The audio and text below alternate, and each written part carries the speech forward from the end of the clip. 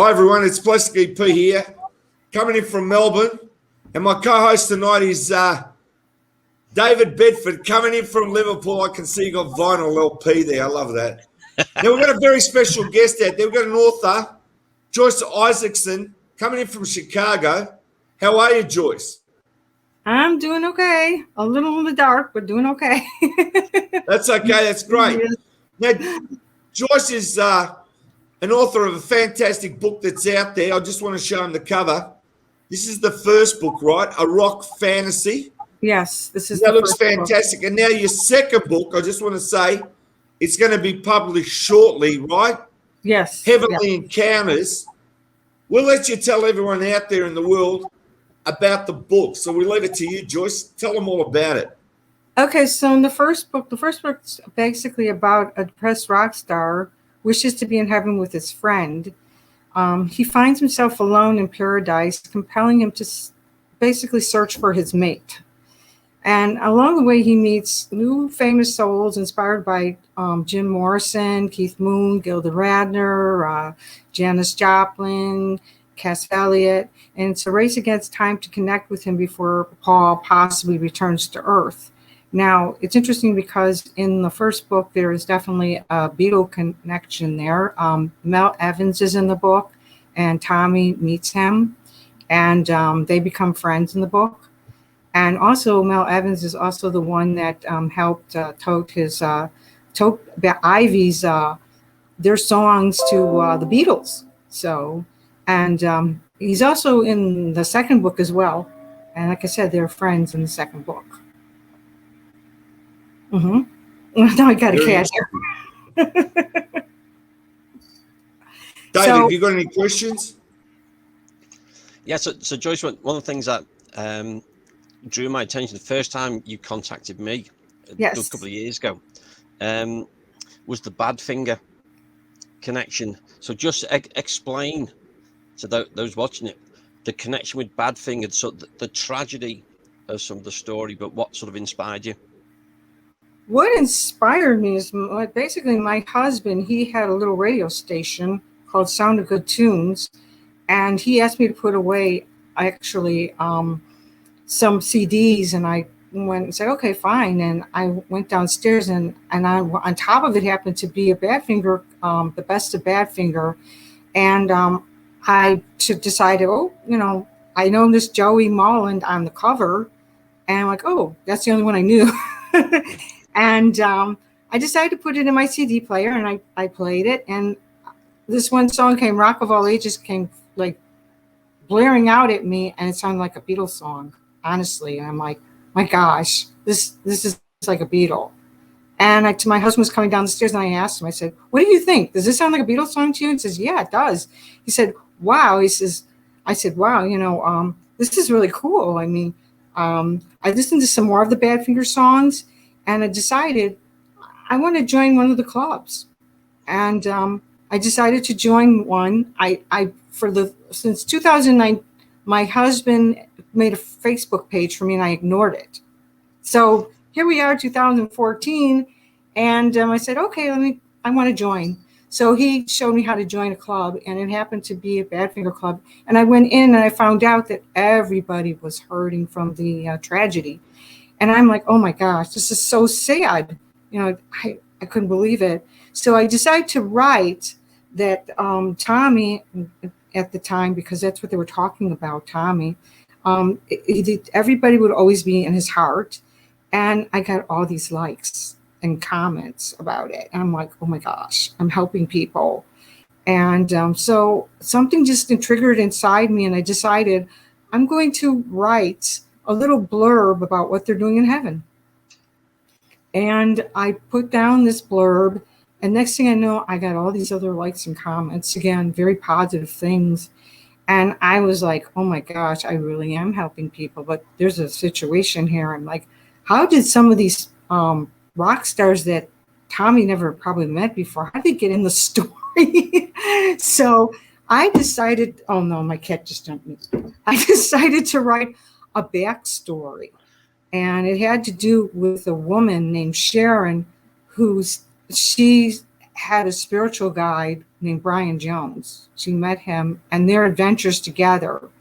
And from there, when 1983 happened, I put Tommy in and I decided to do a parallel story. And that's what was going on there. And oh my gosh, even though before Tommy came into the picture, everybody was enjoying the story. Everybody. I couldn't believe it. And I got proof to the pudding because I actually took down screenshots and things and of different people's comments and stuff like that and their likes and stuff. I'm like, oh my gosh. Anyway, to make a long story short, I decided, okay, I'm going to keep on writing this. And the more I wrote it, the more, and people just really enjoyed it. After that, something had happened, and I was told to cap the story, and I had to bring it to my own site, and nobody could find me except 2 people. And I'm like, oh my gosh, this is a disaster. But they enjoyed the story, and I wrote for them for like 4 months. And one of the people, his name was Eddie Burns, he found me a place to actually continue my story, honestly. And I went out there and I recruited quite a few people myself. And then all of a sudden they started coming to me. And I just kept on writing it. And it was still a parallel story at the time.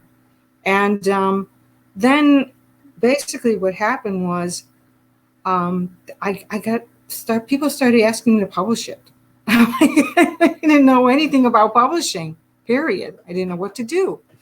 And so I talked to a couple of people, and I had written it in a very archaic way. It was more like an interview kind of thing. And so I had to turn around 800 pages. And I was told to turn them around. I turned them around, and they said, well, what kind of perspective do you want it to be, and what PVO? I said, I want it to be, I don't know. I had it in 2 PVOs. So I said, okay, how about first person? That would be a good idea. So I went ahead and I turned it to first person. I turned around another 800 pages. And I got an editor together. Dennis C. Rose came into the picture, and he edited the book. He did a great job. And we had all the names. We had everybody's name in there. And then they started, I mean, let's put it this way. I had to end it at a certain point because it was too long. It was 800 pages, so I had to make it down to 400 pages. And so I ended it in a certain way. And then I just kept going at it, to finish the last part of it. Now, the interesting thing is in the second story, I had bronchitis, sinusitis, and I could not talk. And I wrote the bulk of the second book, actually, when I had that. And the funny thing was, it got crazier and crazier it got, the more people liked it. Because there's a lot of interesting things that happen in the second book as well as the first. I've got to say, you hit a nerve there, obviously, with everyone out there. And I mean, it's a fictitious book. But I mean, people are getting into a story or a storyline that really they read it and they want more and more. You agree, David? Yes. Yeah, absolutely. Because that was one of those connections that I picked up on, with Badfinger. Because for those who don't know, 2 of the guys committed suicide. There's a lot of tragedy attached to the band, as well as having all this amazing music that they created. That there's all this sadness around it, but what you've been able to do is take something so tragic and take it on so that there's some positives that come from the story, and suddenly the list of the names that they meet, that they talk to, that they reference, you just mentioned a handful just then. It's all these people where, so many in the 27 Club, but all these people who've died tragically young in the music business, and you're doing something positive with that. Yeah. And it's nice that we're not always just talking about such and such and such and such has died. There's a continuity to it, and there's something positive in the story. I'll also say, we normally do interviews, right? I'm just saying. And David and I talk the town off. But have you noticed that when you're talking, we're just silent? and we're listening because it's interesting. You agree, David, don't you? Yeah, absolutely. That, and it's different, and that's what, you know, because Joyce approached me with setting up the Beatles Bookstore, you know, and we've got over 20 authors on there, but everybody's doing something different.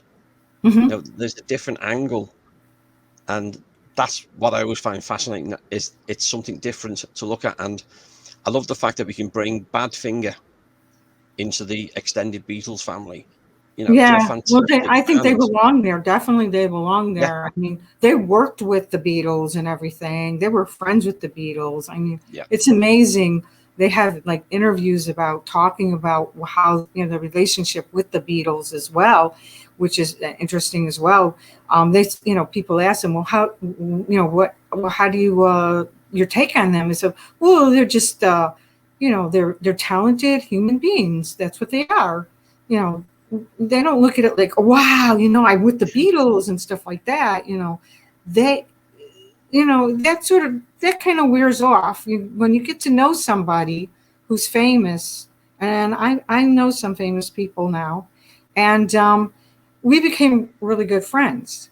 So, you know, so Badfinger in itself, I mean, that, like I said, I mean, they'll always be connected to the Beatles. There's no question about that.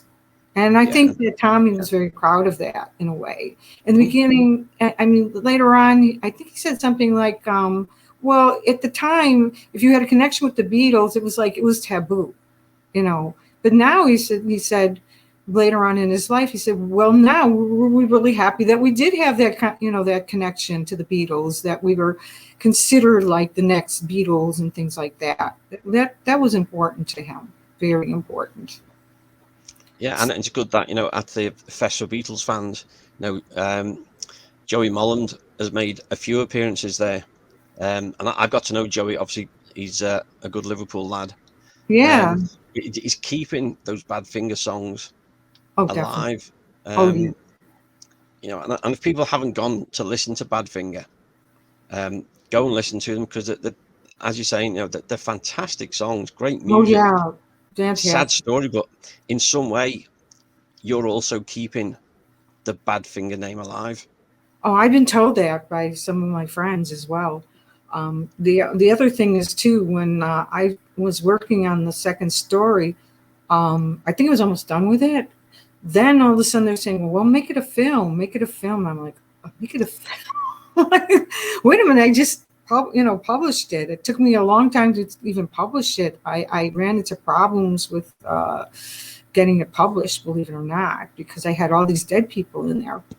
And I didn't know whether that was going to fly or not. And if you're going to make it a movie, I got a script writer together and we wrote it out and everything. And right now, it's I don't know if it's in pre-production. I don't know what's going on right now. All I know is that the people who, I'm going to say it, who had funded the film could be dead at this point. I don't know at this point. But I will say that in the second book, in Wish You Were Here, the book series, it continues the adventures of Thomas Elvers, a rock star who was on the hunt for his missing bandmate, Paul Lamb. Even in heaven, Thomas finds many mountains left to climb and plenty of soul searching to do.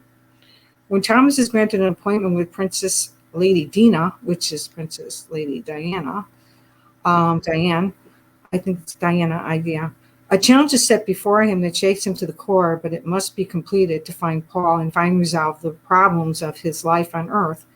While he searches for his friend, he meets famous new souls, and they're inspired by Marilyn Monroe, Kurt Cobain, Mark Bolan, Babe Ruth, Syd Barrett, and many others. I mean, it's just full of different people, souls, and each one has their own characteristics. And I mean, I still can't believe I actually wrote it. You know, I was going to say, Joyce, do you find in a way that the book writes itself, that it comes easy to you as you write it? That I'm curious about that. Oh, well, usually what happened was I would be like doing something else, and then all of a sudden everything would just like flow into me. Like I'll be washing the dishes and then these ideas would come in, and then I have to go and sit down at my computer and write it down. Because if I just sit at my computer and just type, nothing really happens for me. I have to be doing other things for the inspiration to flow for some reason. What I did too was I went through Google on dead people, and I just went eeny, meeny, miny, mo, and something popped up. And I said, oh, I'll write about this person too. And then what I did also was I had my friends sort of, I guess not, I guess they gave me ideas on, I told them, who do you want them to meet? Who do you want Tommy to meet? And they said, okay, how about Karen Carpenter? I said, okay, she's good. We'll put her in. Dennis Wilson, we'll put him in. So I would say about 10 to 11 souls that he meets was inspired by some of my friends. Then they gave me those ideas. So they participated in giving me the souls. And I was really happy about that as well. I think I did a good job at it too. I really do. I also feel that I have a connection to these souls because I could not have written these things and their characteristics and things like that if I didn't have a connection. And I feel like I do have that connection. And the same thing with Tommy. I'm not afraid to say it. I feel like I have a connection with him as well. And this story could not have happened without him participating and guiding me along. That was important to me. I mean, I have a lot of confirmation he's there in that way. I just do. And that's the only reason I'm talking about it. If I didn't have that confirmation, I wouldn't even bother. Because I know it's taboo to talk about the paranormal and stuff like that to some people. But yeah, he's definitely part of the story. And he helped guide me with this story. And he told me things. And then I went ahead and I found out later on that these things were true. And things true about him as well. And so this book, even though it's considered fiction, there's a lot of truth about the afterlife in there. There's just a lot. Even in my own writings, I found out that there's truth to it. Yeah. So Joyce, I want to ask you, with your second book now, you're waiting for it to be published. Yeah. I'm just saying, obviously, you're going to move to the next installment, the third one. That'd be correct? Yes. I'm going to be doing that shortly. I actually wrote 10 pages of this third story, to tell you the truth. I have like diaries and stuff like that from them, from their visits and stuff like that. And I'm going to be writing all those things down, everything. Also in the second book, I want to mention that there was another Beatle connection, which happens to be Brian Epstein. And Tommy's never met Brian Epstein. And Tommy was like, yeah, we should put Brian Epstein in the story. I said, okay, so let's do it. And basically, Tommy, he's given a task by Brian Epstein. Brian is going to a newer level. See, every time you go to a level, you get more gold coins. So he already had a lot of gold coins. And he went and gave Tommy like a whole handful of gold coins. And they were just coming down on Tommy's hands and in slow motion, so to speak, the way Tommy was looking at it. And Brian Epstein says, well, I can't be here now. Can you look up John Lennon for me? Because Tommy, he sort of gave more information than he should have given to Brian Epstein at that time.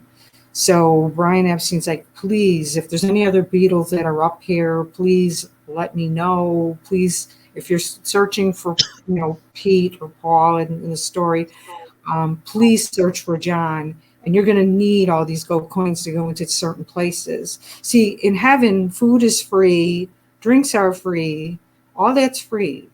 The only thing is other things are not free, and you need spiritual gold to purchase things and stuff. Now, if you're on a higher level, you can actually make things. And Tommy's learned how to do that on the certain levels. Also, another thing is hospitality is very, very big in heaven. that's another reason why Tommy is able to meet all these different people. He also meets Victoria, which is a very, she's totally fiction, Victoria, but she becomes a very good friend to Tommy, a very, very good friend. And like I said, everybody in heaven, it's just like, it's like, he goes to a house, they invite him in, they give him food, they give him drink. He learns something a little bit about each and every one of them. And it helps him, it sort of shapes him and affects him in a certain way where he can actually feel that he can really go on with this search, because he's knocked on many, many doors in heaven looking for his friend. And from what he told me in real life is that he was looking for Pete, but he couldn't find him, and he didn't meet anybody famous. And he said to me, Joyce, he said, your story would be very boring if I don't meet somebody. And I said, well, who do you want to meet? And he said, how about Janis Joplin? And I said, sure, why not? So we put her in, and then Cass Elliot. And he has met Cass Elliot, I found out, on the Earth plane. So I found that interesting as well. And we do mention George Harrison a little bit. Not so much about Paul, and Ringo is mentioned also a little bit in the story as well. But Mel Evans is definitely mentioned a lot in the story. So, yeah, and he's the fifth Beatle, right? Yeah, and again, it's one of those tragic stories. Yeah, a premature end to his life, being shot by the police. Yeah, and it's interesting because he sort of mentions a little bit about what happened to him in a way. And but he's a very how can I explain this? He's a very balanced soul, actually, even after the tragedy that happened to him in my story. And he's doing exactly what he likes to do. That's another thing. See, that's another thing with the souls in my stories. They do what they like to do on the Earth plane. They still can do those things. I also believe that, and this is actually in our writings, it says that everything has, like the Earth plane and the spiritual plane have a counterpart of each other. So there's a counterpart. So if you have, let's say, a computer on the Earth plane, you can have a computer in heaven.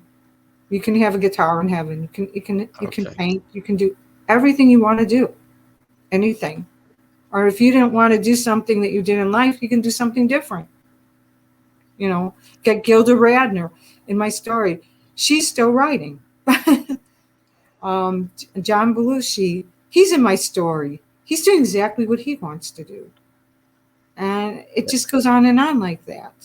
And that's why my story is interesting, because they're doing what they want to do. They're still doing it. So you can still be creative, and there's still a journey that you can go on. Oh yeah, definitely. And I just want to say, it's like, as I said, you've got everyone's attention, that's for sure. Now I've got to ask you, Joyce, for all the links on the books, right? So let's start off with the first book, where people can purchase the book, if you can go through that with us. Sure, on Amazon and .com and Panic Publication, also on BarnesandNoble.com. I'm not sure where else it's going to be. I also know that the audiobook is coming out as well, and that's going to be very interesting for the first story. And I think the person did a great job. I think David, I sent you a clip of the audiobook at one time. You did. You did. It sounded pretty good. Really good. Yeah, definitely. Sounded good. Very, very interesting. And coming from you from Liverpool, that made my day. I really did. And you got it right. It was good. Yeah, it did make my day. Now, Joyce, we're going to ask you about the second book. If you can tell everyone when you believe it's going to be published, just tell everybody about now that. I think the second book will be published probably on Sunday, the 12th of September. That's my goal, is to have it out then. I will keep everybody informed when it will be coming out. I have a website as well. I don't know. Do you have the link to my website you're going to put down, I hope? Because that. If you can just tell everybody where your website is and all your links. Well, my website is Joyce author Joyce Isaacson author.com. That's my website. But it will be down probably in your thing, I hope, on Plastic EP. So people, you get to see and keep up to date on everything on my blog, and also you'll learn a little bit more about me. And I have like one video, and also I have a sample of the audiobook on there as well. And all my editorial reviews are up there as well, so people will see what's going on. Yeah, I think it's really awesome, this website now. I did a great job. Great. Yeah, it's a great job. Plus, we got the links on the Beatles Bookstore as well. Tell us about that, David. How they can get on the Beatles Bookstore. Yeah, so just BeatlesBookstore.com. So you can get the links on there, Joyce's website, Amazon, etc. And as soon as the new one is announced, we'll be blogging about that as well and sharing that far and wide. So again, if you sign up on there, you'll get the updates as well. And everybody I want to let everybody know that when they buy, so when they buy the first book or the second book and they send me a receipt on Sharon J0023 at yahoo.com, then they will put in a random drawing for a $10 Amazon gift certificate as well. So I'm doing that as well. So the book will pay for itself in a way if you win. That's great. Well, I just want to say thank you so much, Joyce, for joining myself and David Bedford here. And it's been, what can I say, fascinating listening, isn't it, David? Yeah, it's great. It's a great concept, lovely idea. And as I was saying before, it's bringing something positive out of something tragic.